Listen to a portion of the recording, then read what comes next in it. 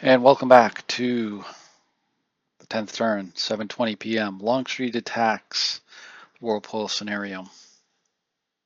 Well, we're up to the last turn, and I just want to give a little bit of commentary on where we are with this, as well as a little bit of a preview of the wrap-up. So where we're at with this is the Confederates have made some great advances these past couple of turns.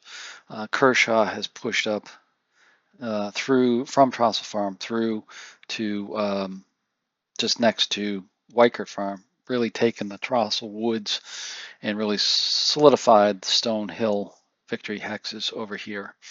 From the Union perspective, the Union is barely holding on to Weichert Farm. They are holding Houck's Ridge pretty good, but there's a lot of broken units, shaken units in behind here. So it's going to be tough to hold out here, but we'll see what they can do. So that's our situation with this, and we'll play this through and see how it actually works out. Now, the Confederates do have a minor victory at this particular point by taking the Trostle Farm back here and holding that. They'll have a 1-point victory. Now it's really, can they get the Weichert Farm here and get 3 more points and take away 3 points from the Union to give them a major or decisive victory. That's what we're really playing out right now. So a couple points here. Kind of starting my wrap up with a few points that I just want to make sure are out here first. First off, thanking Revolution Games for putting this out and Herman Lutman that designing this. Longstreet Attacks is a very good game. If you haven't had the pleasure to have it, play it yet, I highly suggest you do this. The smaller scenarios are very, very good. All of them I've played that are very, very good and very, very useful in terms of seeing what this close action is in these different areas. We're playing here the Wheatfields, but the other ones around Thompson, Emmitsburg Road are very good as well. As well as big game, giving you a chance to try some what if conditions out there as well. It really takes a lot, though. This is really an advanced game. You've got to really know how to use these units because Confederates have the advantage of the attack. The Union is on the defense in a tough defendable position, and really need to understand how to play this.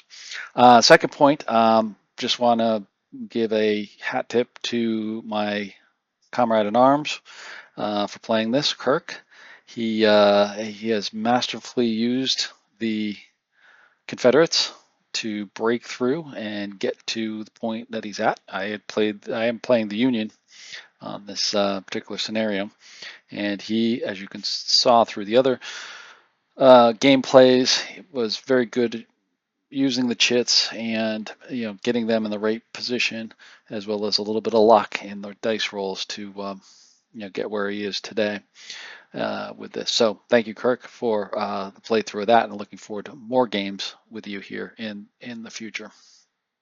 So that's where we're at with everything. So we're going to move on to the last turn, and that's going to be the Union Artillery.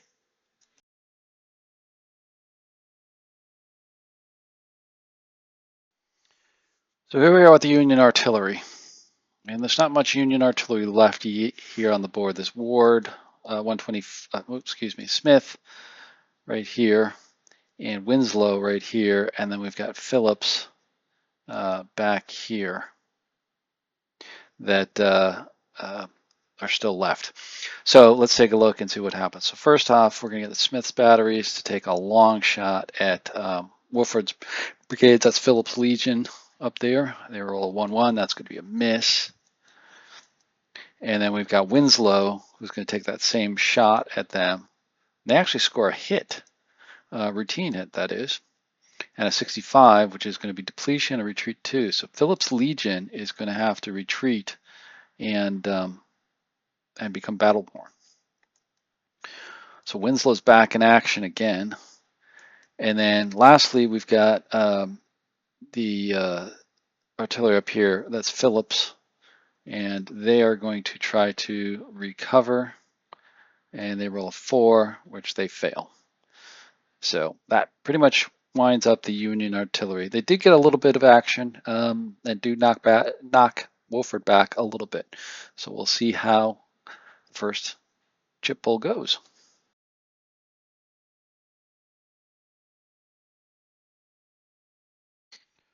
So our first significant action is with Ayers activating Burbank to attack, or more pointedly, counterattack.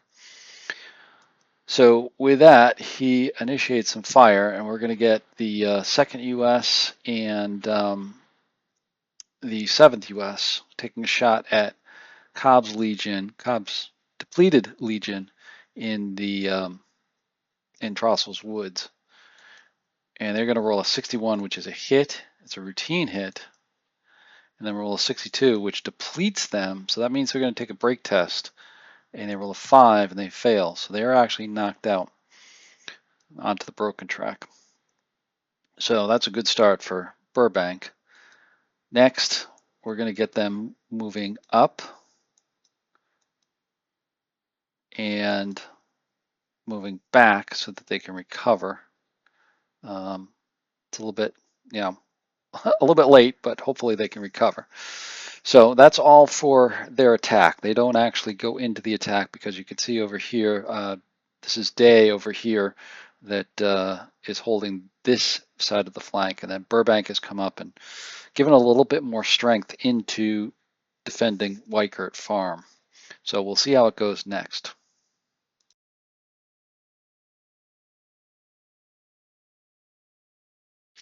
So one of the next chits up is the Fog of War. And when we actually rolled on that, we got a 1, which here is a Union Battlefield Chaos. Now, if you're not familiar with this, this is a chit that, in this case, the Confederates can place on any one hex that will basically put that hex into a chaotic state. And that chaotic state means very limited things that they can do. They can't receive orders, they're unsupported, they can't receive positive events, just a really chaotic standpoint at that location. So the Confederates rolled this, and this is important because this will play in later on, but the Union chaos there, they're going to be placing that on the Weichert Farm. So we're having a lot of action. We've got a lot of men streaming through there, bit chaotic. Nobody has real control over that, and it's going to play into some future attacks, as you can see here. As you can see, Kershaw and the 21st Mississippi from Barksdale's brigade are ready and poised to attack over there. So we'll see what happens. Stay tuned.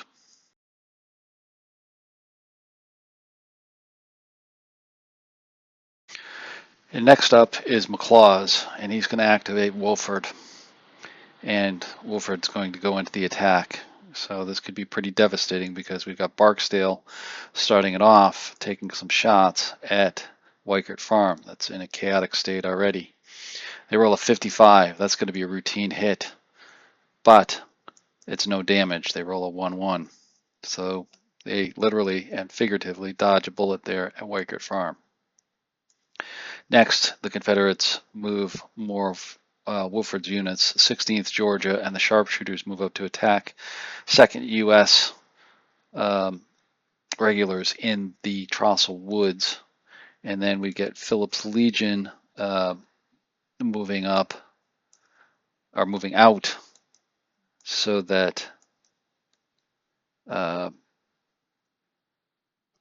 potentially others can join in. But actually, no, we reverse that. I apologize.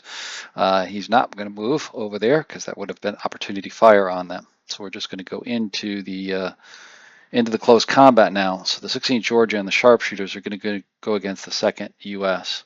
2nd U.S. Rolls a 42. That's not going to be enough.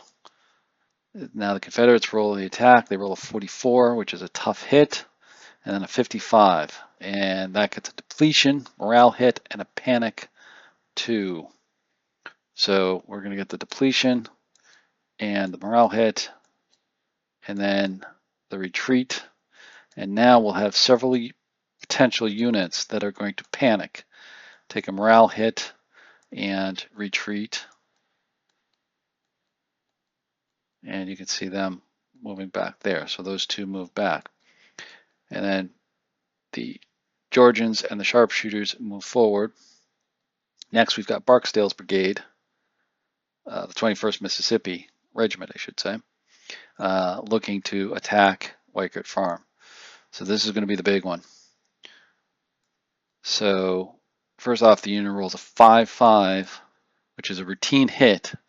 This potentially can knock them back, but then they roll a 42, the dreaded 42. And I just have to show this.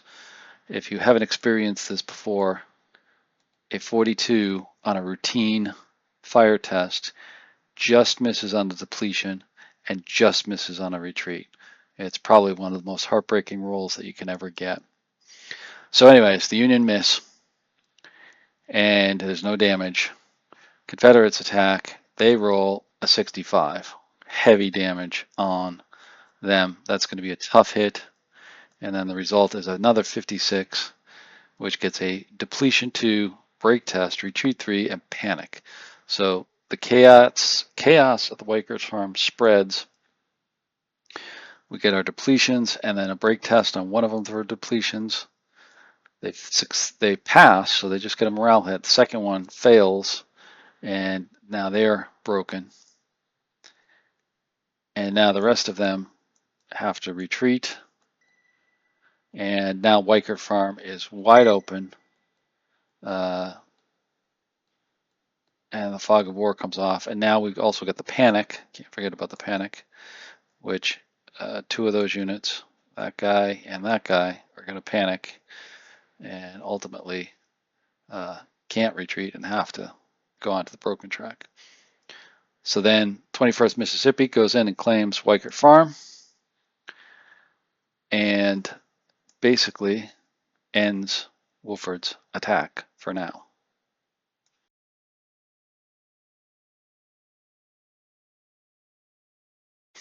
Next up is the regulars again, but this time it's Ayers getting Day to counterattack.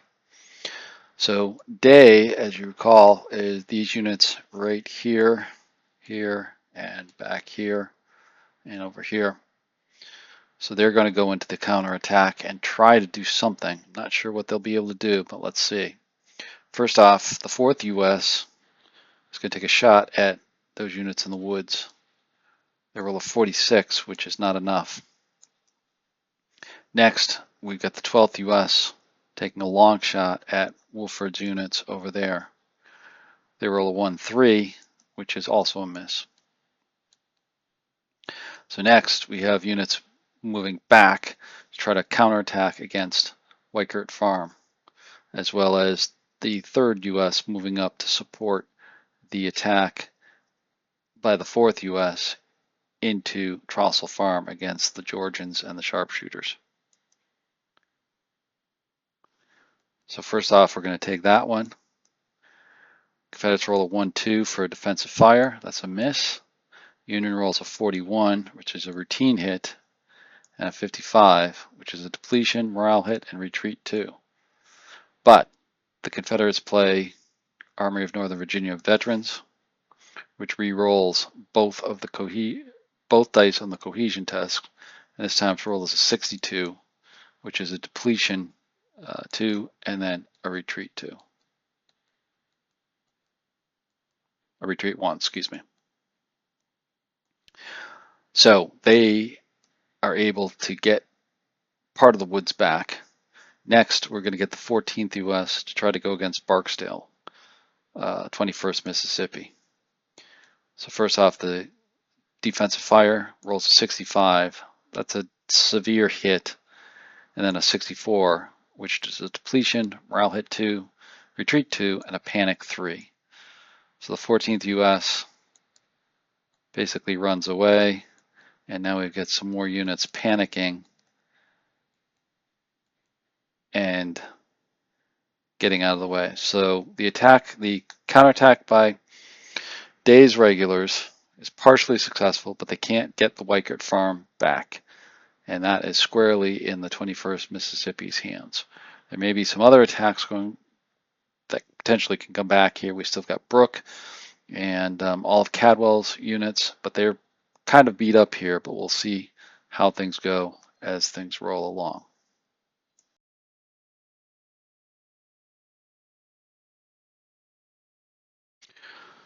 Longstreet now gets Semmes to attack. And Semmes is going to first off move up because he has nothing really to shoot at. So he's back behind everything. He's going to move up to try to push back the U.S. regulars in the Trostle Woods and build a line to defend over there. So they move up, but that's about all that they're going to do within this activation. Then McLaws gets Semmes to attack again. This time they're going to go in for the attack. First off, the shooting. 10th Georgia is going to take a shot at those regulars. Roll a 62, that's going to be a hit. It's a tough hit. 32 is going to be depletion and a retreat 2.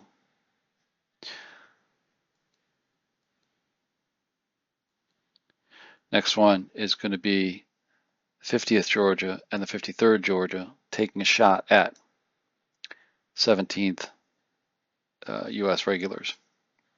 They roll a 53. It's another tough hit. 22, which is a retreat 1. Or, excuse me, a battle warn and a retreat 1.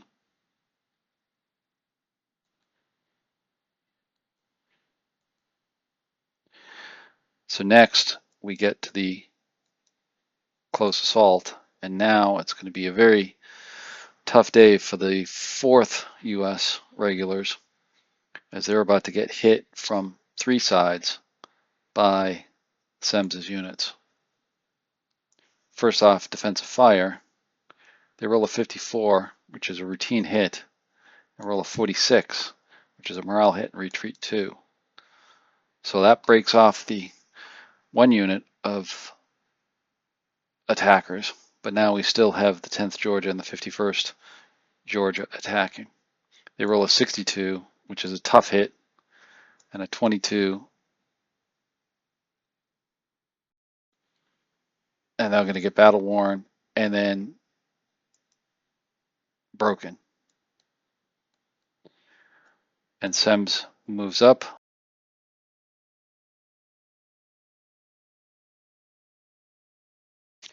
After Semmes' attack, there was a bit more fighting and a few counterattacks by the Union, but they were to no avail. The Union could not break Barksdale's. Many units were pushed back, as you can see, the Union against the top row here, as well as broke and went on to the broken track in the end. So the 21st Mississippi held on to Weichert Farm, and Kershaw and Woolford and Semmes, all of McLaw's units, held out in Trostle Woods and Trostle Farm there as well, cementing the Confederate decisive victory. We'll take a look here at kind of the end of the game and what this actually looked like. First off, I'll bring up the broken track. I haven't been showing you this very much, only because the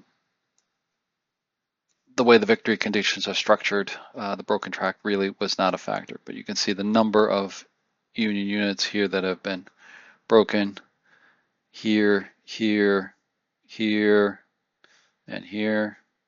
There is a handful of Confederates. There's the 3rd Arkansas and 3rd South Carolina, as well as Cobb's Legion over there. Lost the artillery and Kelly's brigade over there as well. So quite a bit of losses for the Union in here, but the Union did hold off on Houck's Ridge and gives some defensive alignment over there. Confederates made a large dent in the overall picture of the Battle of Gettysburg in the center. They have pushed in, taken Weichert Farm, taken Trostle Farm. That's going to require more units to be drawn away from the northern end of Secondary Ridge, as well as Culp's Hill. Some of the 12th Corps will need to come over and substitute in for a defensive break here throughout the night. But I can probably say that the Union did hold out on Little Round Top as Houck's Ridge is held, and most of Hood's units are back here in more of a defensive position. But the Confederates do have one major piece that will play into the 3rd day, which is the peach orchard. The peach orchard here, I think, is the key element to the second day's battle, and particularly to this battle, because as you can see here on the larger map, the peach orchard sticks right into the crosses right into the Emmetsburg Road and sticks into the middle of the line. It's an elevated position that looks upon Cemetery Ridge over here. So positioning any type of artillery on here from here will be able to see and shoot into the lower half of Cemetery Ridge, and that's a key position for them. And this actually, in the historical instance, did make use of that as part of the third day's battle, using this as an artillery position to attack. Now, the one difficulty with the historical third day battle was the fact that Little Round Top was still in Union hands, and they could subsequently counter battery into the peach orchard here as well. So historically, not quite the same. Houck's Ridge is still under Union control. It is a complete loss for them. The Confederates made a severe dent and will probably have some type of impact on a third day's battle here. So we're pretty close to the historical narrative that we all know and read of before. Again, very wonderfully played scenario. I think this is one of the best I've seen with this. The chits came out rather naturally in terms of how they're being played and how they're being done. Yes, we had a few little nuances here and there with different things that we either forgot or didn't remember properly, but that's all of our personal fog of war, as I put it, just to enhance the battle itself. But the narrative itself still stayed fairly true to form across here, with the Confederates really pushing hard and getting in there. Union did have chances to push back, a few dice rolls going one way or the other, or the opposite way than what they did, I should say, would have made the difference with the Union winning versus the Confederate winning over here. So once again, this was a great playthrough. Really enjoyed this. Hopefully you enjoyed this whole series. There will be more coming out. Stay tuned to the channel. I will be providing some updates on new ones coming out, both in the blind sword system as well as great battle system, and other systems there as well. Not only Civil War, but into World War II and other eras. So look forward to more. Please like, subscribe, and leave a comment, and look for you on the next one.